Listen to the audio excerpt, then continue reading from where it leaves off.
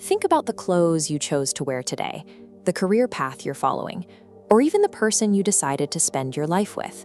We usually credit our own taste or ambition for these milestones, but if we track the influences, the algorithms that shaped your feed last month, or the specific social cues of your environment, the thread of personal choice starts to fray. These decisions are often the execution of a calculation performed by unseen architects long before you even opened your eyes. There is a deep sedative safety in this arrangement.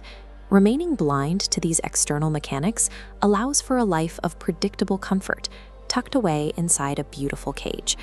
The most unsettling part of this arrangement is how we respond to the control. We don't just comply with the system, we find a way to enjoy the music we are forced to dance to. This environment is managed through choice architecture. It's a method of shaping behavior without using a single moment of physical force. A modern casino operates on this exact logic. The house never explicitly demands that you gamble. As this floor plan shows, they engineer the space to drive specific results.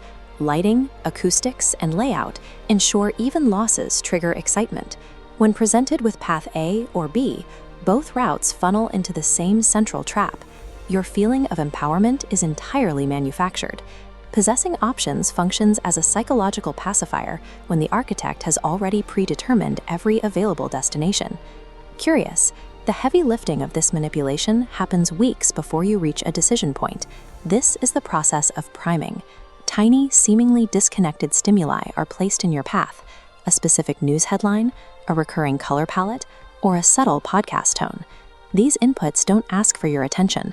They function as a cumulative groundwork, quietly steering the subconscious toward a massive commitment later on. When you finally act, your brain protects your sense of self by inventing a rationalization. It hallucinates free will to explain a reaction that was actually triggered days in advance. Your most personal ideas are often just the final, predictable stage of a long-term psychological trigger. Think of that spontaneous purchase you make at 2 in the morning because a specific item appeared on your phone.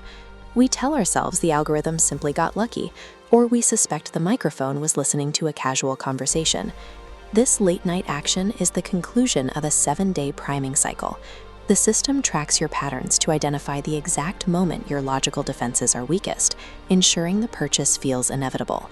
This digital convenience is the result of precise, unavoidable psychological steering.